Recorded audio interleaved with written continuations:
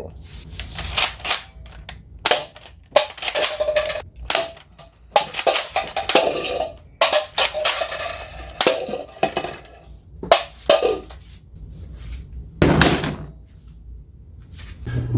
hello everyone, I'm Carius and welcome to Blind Modding, where I take a blaster I've never opened up before and dive into it to see what I can do with it. For this first episode, I've chosen what is sure to be a very complicated mess, and that is a Vortex blaster called the Fusefire. Now, if you've never opened up a Vortex blaster, I would say roughly half the parts or more of an average Vortex blaster are not needed for the blaster to fire.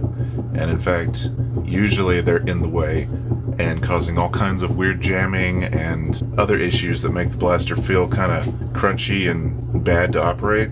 And with most Vortex blasters, once you take out all the locks, the entire blaster is just so much smoother and nicer to use. So that's what we're gonna try to do with this. But I've never seen the inside of a Fusefire before, and considering it is a Vortex blaster and kind of like a tube magazine fed blaster, like a shotgun, but not, it's bound to be very complicated. So let's take a look. This screwdriver is too small. Much better. As far as power mods go, usually there's not a whole lot you can do to a Vortex blaster. They used to sell upgrade springs for certain ones on like out of darts, but I think they gave up on that because you'd only get a very small increase in power. Here we have the battery door. Come on, look. Tray here for any screws come out. Just trying to remember which ones are short. Probably this one. Oh, that's even shorter. So 3 sizes of screws so far. If any of these coughs make it into the video, it's because I'm sick and I'm going to try to edit them out. Just use an electric screwdriver. I'm too lazy to find my electric screwdriver. I hope that washing machine sound isn't drowning out everything. I guess we'll find out. Part of the problems of being in a basement. That is loud. Okay, that's all the screws, I think. Alright, let's open it up and see if anything springs out.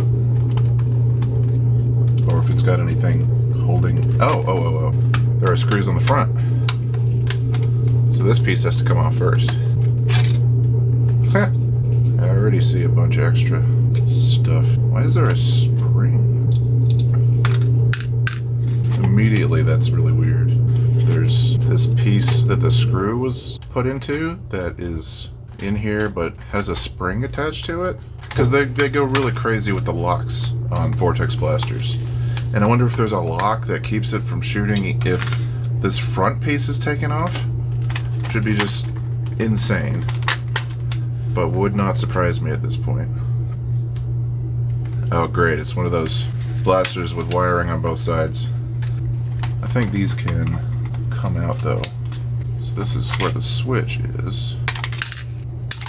So that comes out nicely. Why are there 4 screws here? Oh, this separate tiny piece? Oh, okay, this is a little plug that keeps the nut for the battery door in place. Yeah. Of course, I picked the one Vortex blaster that has some incidental electronics. Well, I think there's a couple more, but this one's got all these wires snaking through it just to have a little LED charge the glowing discs. And do I care about keeping that functionality?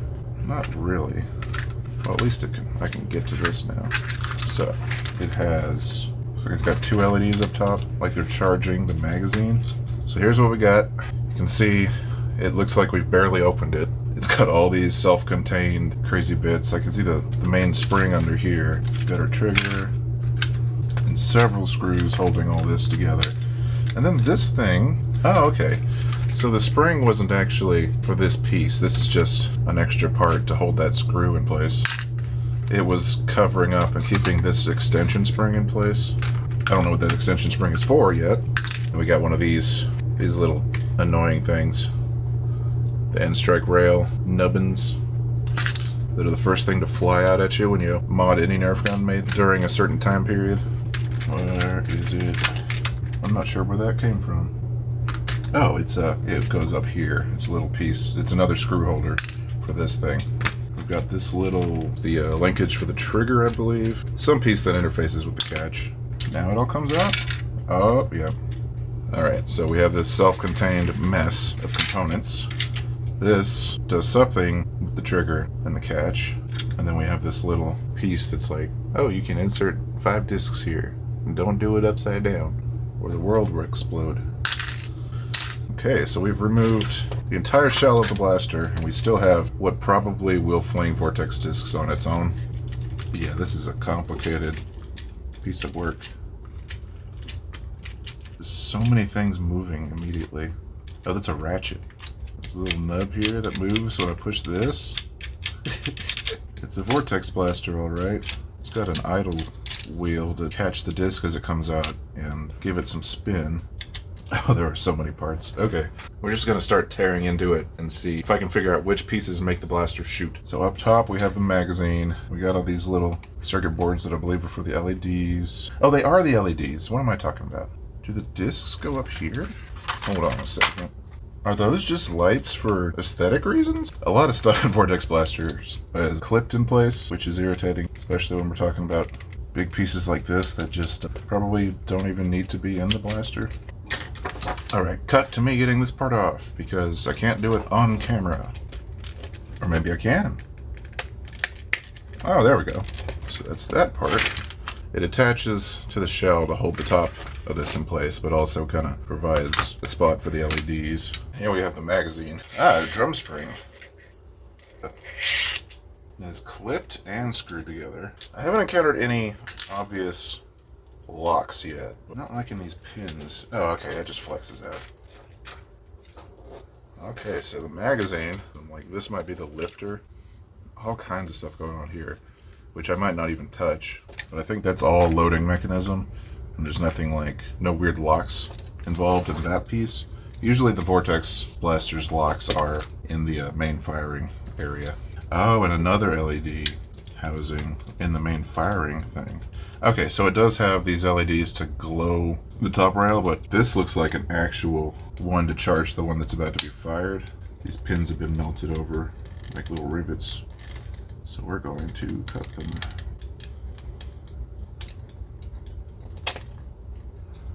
That should come out now, right? Oh, well, there goes that. That was really attached there. Huh, well that's a problem. There was one LED there. I guess I am scrapping the wiring. And 2 more LEDs. Yeah, so there were 3 LEDs to charge the disc that would be in the chamber here. Keyword being were. As I snap this circuit board open. Vortex blasters usually have this giant torsion spring as the main firing thing. So you have this like little arm that flings the disc from under it. See all kinds of little bits here. I'm not sure what's going on there. But still, with all those other pieces removed, still able to prime the blaster because it's so self-contained here. And I believe the catch, I'm not sure where the catch would have been attached here. We need a disc for troubleshooting. So, this, put our disc in, going forward, and what changes? So this lock has engaged. Yep, so we have this little roller that's attached here. Then we have both of these nodules are popped outward, which I believe allows this part to then go forward and release the catch. Maybe? Maybe not. Okay. Because it would be, yeah, the trigger would be pushing here. Or pulling? No? Something else is missing here. Vortex blasters are weird. Keep that in mind. This sliding piece is attached to the trigger back here. I haven't found the magic words to make this thing fire. Is it just that... Okay, that's got to go way farther down. Okay, is there anything up here that would activate that? Why did that matter? So if the magazine, not even the lifter, apparently, but if the magazine tube isn't on top, it won't fire. Oh, okay, that's just keeping the tension on this part. There's so much nonsense here. I don't feel like finding where that disc went, so grab a few more. We can prime the blaster here, put in a disc, go forward, and then pushing forward on this plate fires it, assuming all these pieces are behaving? Yes, they are. So now these two pegs that are different locks, trying to make sure you're firing a Vortex disc and not, I don't know, a Reese's cup or something. Like, they were extremely paranoid about shooting things other than Vortex discs. So there are so many very complicated little bits in here that are just checking to see that there's a disc in the chamber. Now if I press this forward, we shoot. So this piece appears to be a stop for the discs to keep them from flying out of the magazine when you prime this. But this piece is just a lock to keep from firing if there's no disc in it. And then there's another piece under it. There's a little nub that it presses down. So there's two there, which would actually be less than some other blasters I've seen. Then there's this complicated mechanism to try to eject a disc, maybe? So I guess you can get to it when it's forward. So this will kind of push a disc out of the chamber if you did something weird and got it stuck, but I failed to see the point of that. If I force a disc in here, what happens? Why are you so mad? Oh. Oh, okay. So yeah, so that does work. I don't know that it's necessary, but it's an anti-jam thing to try to push the disc out of the blaster. So I guess I'll leave that in. Now, what is all this? Oh, that's that ratchet. I think this is going to be our first part that I can obviously delete. I'm not worried about accidentally double loading or whatever. This whole track can probably just come off, actually. So we have this track here that the ratchet goes along.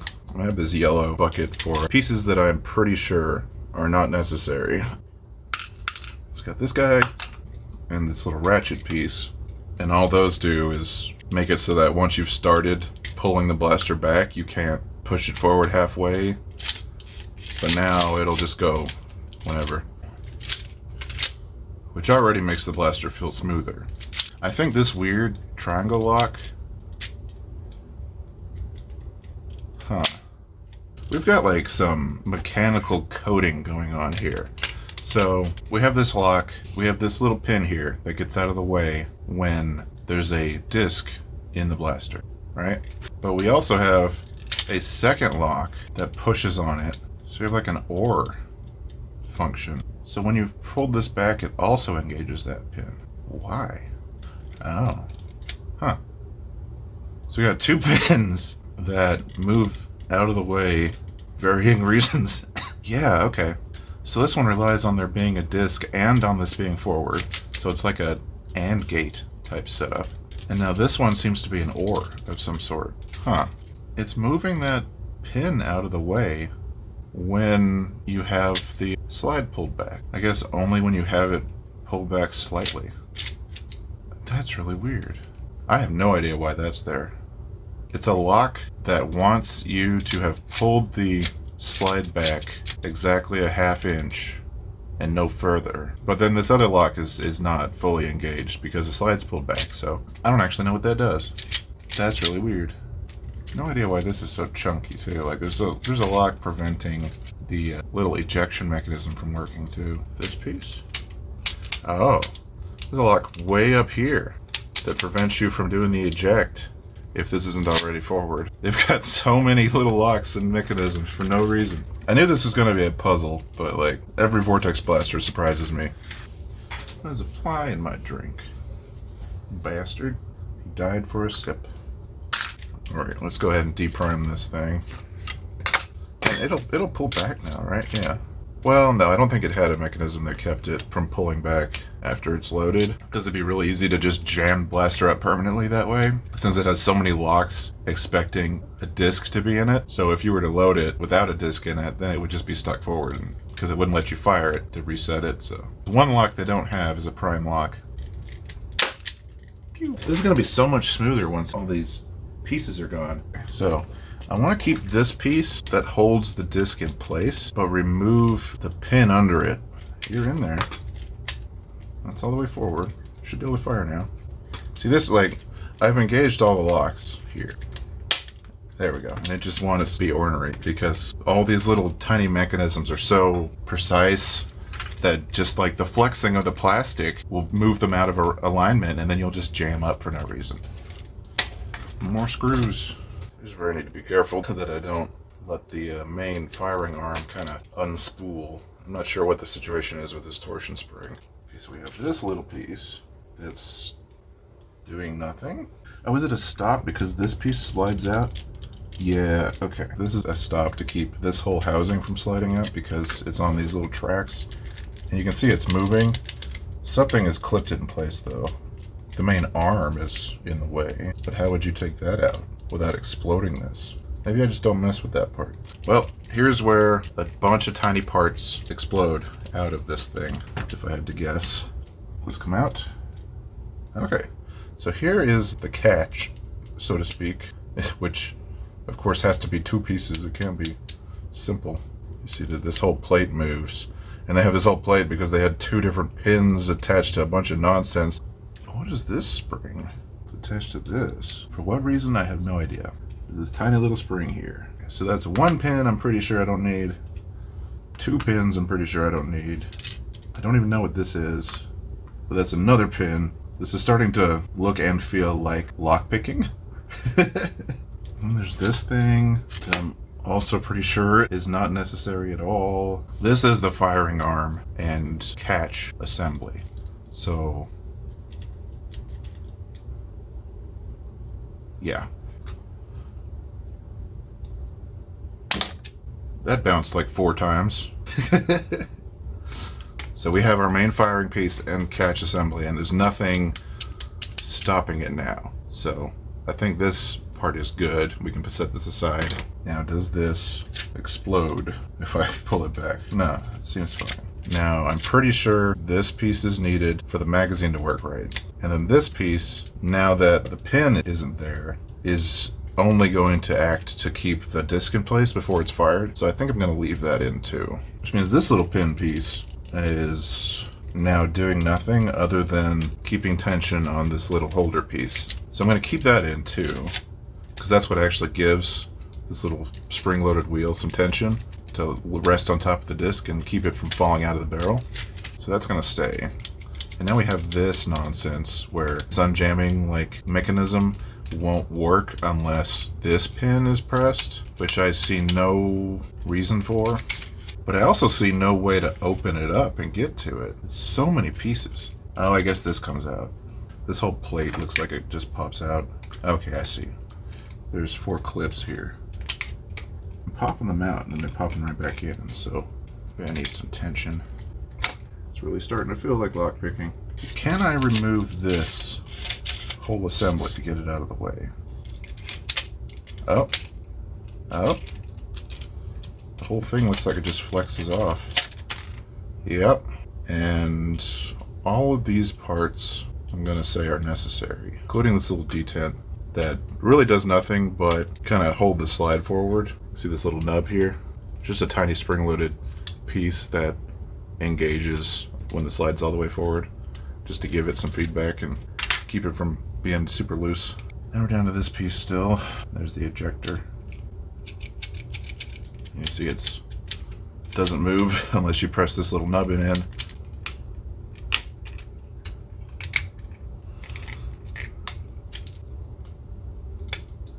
Well, I guess I'm just going to break that one. Okay, so now we have all these mechanisms, and then this little bastard is what's in the way of the whole thing. Why did you need 1, 2, 3, 4, 5 plus a lock parts to make this one thing move? Look how crazy this whole linkage is. What on earth? Oh, I guess that's one piece, 2, 3, 4. So 4 plastic pieces plus the actual button and the lock just to move this thing like that. Alright, so I'm just going to take these 2 screws out, assuming this just lifts out of here, and I can remove that lock, which is probably the last removable piece. Yep, so here's another piece I don't need. Alright, so now I'm going to reattach. There we go, now it's working without lock. And all of these pieces are like screwed into place. There's nothing that's going to fall out here. And you know what that means? This whole plate is a piece we don't need. So I think actually that's everything as far as stuff that's not necessary for the blaster. Unless there's something crazy going on in the magazine. But I don't see any other obvious locks we have our follower and the mounting little thingy for the drum spring, and then this little gate that just kind of keeps them in the magazine. I do see this little thing though.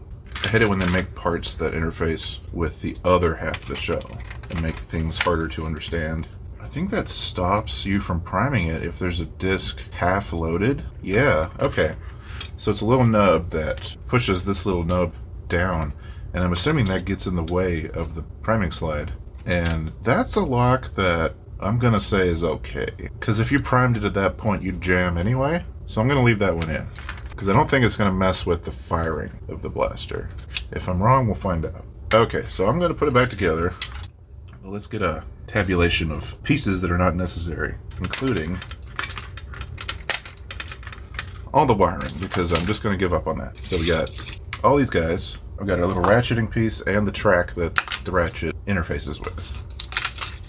We have this whole plate that really holds nothing together. I'm still trying to figure out why that would be there, and we'll find out if it's necessary. And then we have 5 different locks that can all just go bye-bye. And now we're going to try putting this back together and see if the blaster still works, or if I have made a mistake. Now if I can remember how this slid into place. How did I take these apart? Almost. That seems right. We have this guy.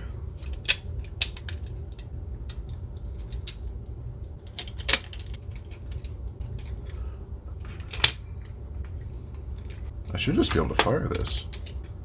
That holds in place nicely. I can eject it pretty easily without anything in the way. Now if I try to fire it, I heard it drop, but I don't know where it is. So this is the whole firing mechanism, and it just works on its own independently. Yeah, cool. Now that we add the magazine on top of that, I should make sure the lifter's on there. Can flex these pins into place. I'm not sure if this is a lifter, but it sure seems like it would be one based on the tracks that it fits into. As we pull this back, it goes down. I bet I can double load this now. I also wonder if I can... Yeah, you can deprime it now too. That's something you definitely couldn't do before. Oh, I forgot the roller. Okay. There we go. These were very long screws, so I'm gonna just guess, because I didn't pay attention. And if I need a different screw later, I have so many extra screws. You know, as far as Vortex blasters go, this actually wasn't too bad. As crazy as that sounds. Now this piece seems barely necessary, but it does hold things attached to the shell, right? So, oh yeah, it does. It holds it onto these top screw posts, so I'm gonna go ahead and clip that back in. I forget where this attached. Okay, I found where the spring is actually supposed to be situated. You can see this little hook right in there. Yeah, so it goes into this channel, gets attached to that hook. Kind of confused as to how this actually came out in the first place. I need like the tiniest pliers. Sometimes you can use snips like pliers if the thing that you're grabbing is strong enough that you're not going to cut it. Okay, got it in there. Now this whole thing can go back together. Oh, okay, that works. Okay, the catch is back in place. Now I need to put the screw that holds the catch. Well, not the catch, but the linkage to the trigger. Now the trigger, which successfully is engaging the catch. Now we have this piece. Got this little guy. That goes right there. We have our switch, which I'm not sure I care about. I might just put it back in just to complete the aesthetics. If I cut these, it'll just be a fidget switch. I'll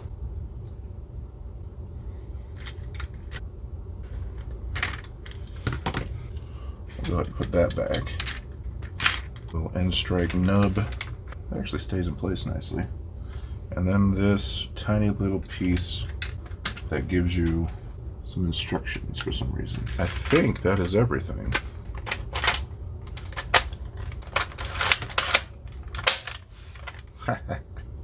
All right, put all the screws back in. Starting with these two.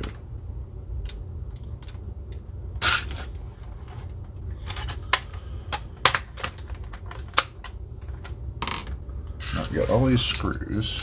If I remember correctly, the only tiny one was right here.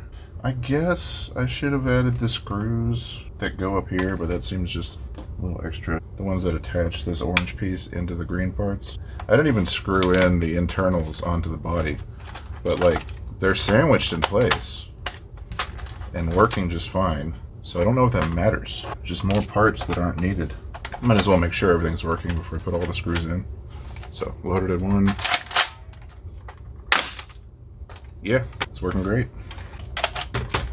Now we got all these screws that are extra too.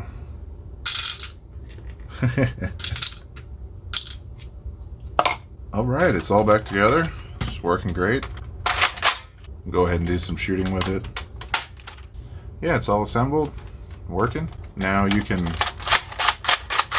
prime it as much as you want, dry fire it, and there's no weird locks getting in the way of every single bit of the blaster. And do the eject at any time. Perfect. And we only had to take out, well, the wiring is optional. I would probably keep that if you can, just to keep the cool glowing bits, but the rest of these parts are not needed. We have the ratcheting track and the little ratchet piece, ton of springs that go to 5 separate locking pins that get in the way all over the place, and then a ton of extra screws to hold stuff together that is already solidly in the blaster. We didn't need any of this. And this plate that like holds in pieces that are already held in. So I'm not sure what it was for. All the parts that you don't need in a Vortex Fusefire. All right, now that it's all together, it's working really good. Still loads and fires the same way. The drum string's a little tight. You can put one in the chamber and top it off.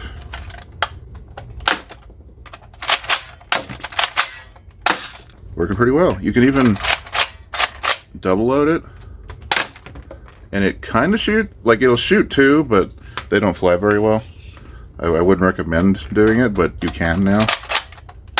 And you can prime it, fire it without any disc in it, and you can even deprime it.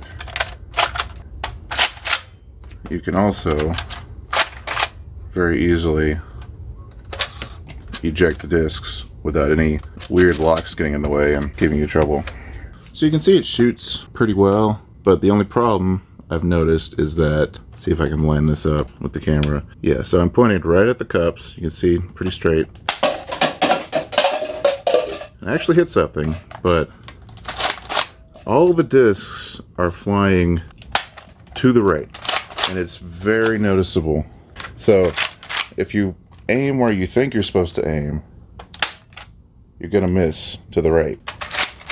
And this is the problem with a lot of Vortex pistols, where because they're flinging a disc that is spinning in a general direction forward, it's not exactly accurate. If I aim at the far left cup on the top, I actually hit it that time. That's weird. If I aim at the middle one, I hit the right one and it bounces into the middle one. So it's just enough off to really throw off your aim, especially if you're doing long range shots. Let's back it up to about 30 feet and see if I can hit anything.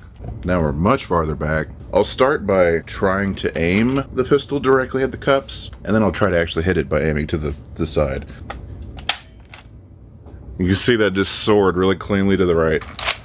And it's like accurate in that it will consistently do that. I just barely nicked the right cup, aiming straight at the middle one. Now if I aim kind of to the side, there we go.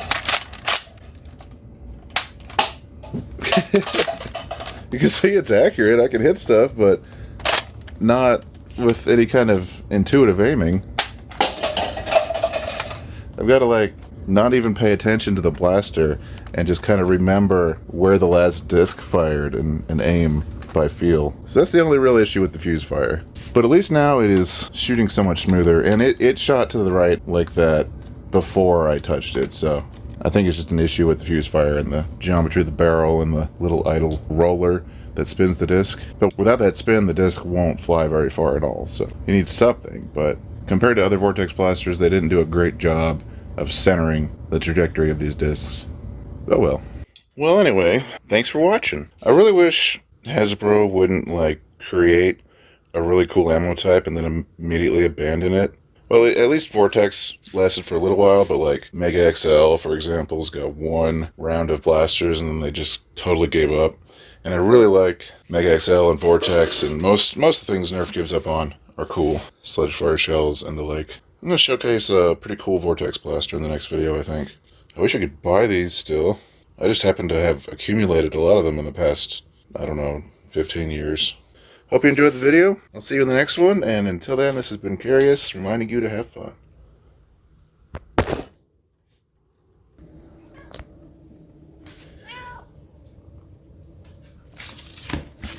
You're getting so fluffy.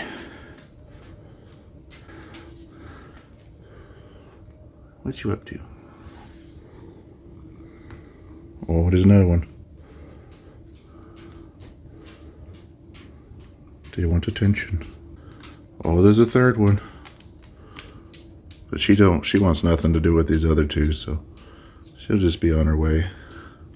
They annoy her.